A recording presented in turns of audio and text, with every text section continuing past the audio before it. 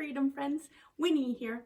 We are in our last week of Heroes and Villains, and we have an awesome hero today. Her name is Rahab. You've probably heard Pastor Ken or Miss Andrea talking about little Rahab here, but we're going to be talking about her bravery and what she did with the spies. So if you want to know it all like Winnie does, you need to read all of chapter 2 in the book of Joshua. So Joshua chapter 2, we're going through the whole chapter with this story. So we have little Rahab here. We'll put her right here for now. Okay, so we're going to talk about our two spies.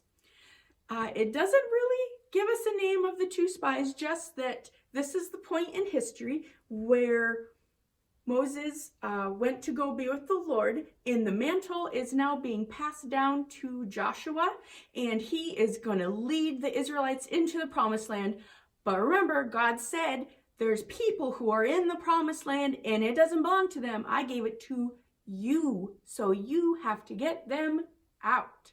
Well, they've been at this for a little bit. They've been doing some conquering, and I'm sure everybody knows, like, he parted the sea and all the things that he did in Egypt. News travels. I mean, they don't have TV, but news still travels. So at this point, Joshua says, hey guys, I need you guys to go to this city. Let me try to remember here what the name of the city. Jericho. Oh, thank you. Thank you, Jesus. Jericho. So we are going to Jericho, and you guys are going to scope out the whole city, and you're going to bring back intel so we know the best way to fight them. So these are our little two spies, and there's these big walls around this city. It's known to be like a fortress, and they have these big gates, and it opens up during the day so people can come in, do their business and whatnot, and then they close them at the end of the day to kind of keep them safe, you know. So we know that the two spies go into the gate. It doesn't really say in Joshua chapter 2 what they do, all the different things, but we know that they end up at Rahab's house. So we're over here at Rahab's. So we've got Rahab here, and she's got her spies in the house. She knows who they are, but she still lets them in there. So word gets to the king of Jericho, and people say, hey, king, guess what? Rahab has some spies in her house, I'm pretty sure, and they're trying to scope it out so that they can attack us. She has spies.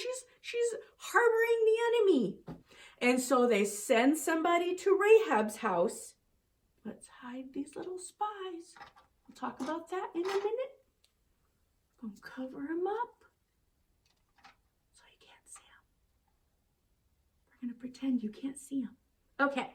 So Rahab here, the people come to her house and say, hey, Rahab, we heard that you had some people at your house that weren't supposed to be there, that they're spies. Where are they? We need to take them into custody.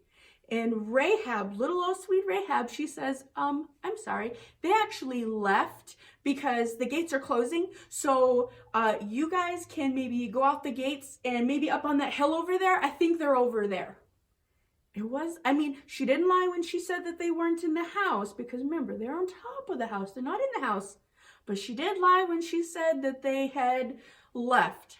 But she had good reason, and in my heart, I believe God gave her grace in the situation. Because remember, she's not really a Christian, but we're going to talk about why she did this.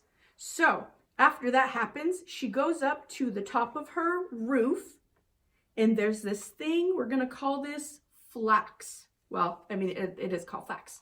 So did you know flax is this cool plant that they make rope out of and cloth and stuff? It's kind of a fibrous thing. So everybody would gather up this plant and put it on top of their roof to dry it out so that they could make it useful. Well, Rahab and her family, another did you know, they were known, I think it's in the book of Acts, it talks about how her family used to dye the rope and the stuff red. So that's why we have a red string here.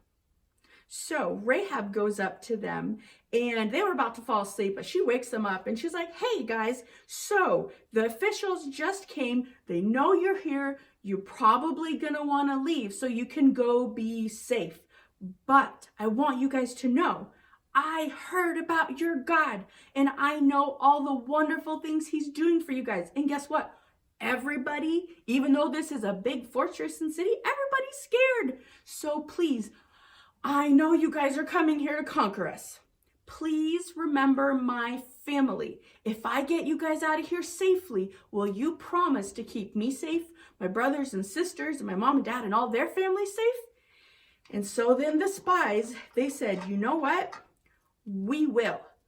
But when we come to conquer this city, they didn't deny it. They said they're going to come conquer. Tie a red rope to your window. And what's really cool about this, because you're thinking, how are they going to see the rope outside of the city when they try to come conquer it? Because remember, the Jericho walls come down. That's what this city is.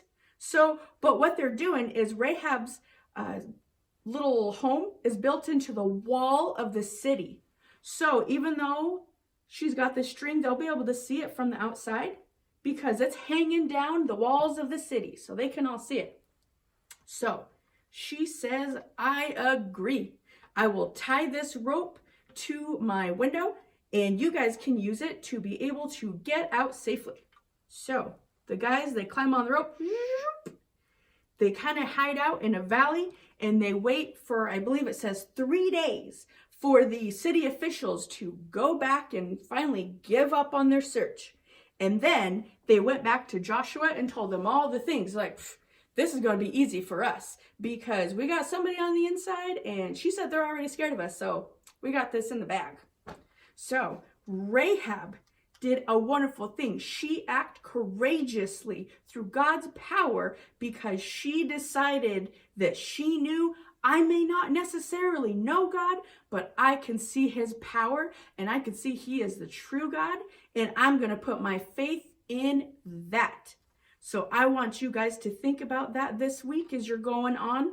If you ever have a moment where maybe you're around somebody who doesn't know Jesus, maybe tell them about all the wonderful things that he's done and they will realize, holy moly, he is a pretty amazing guy. Tell me more.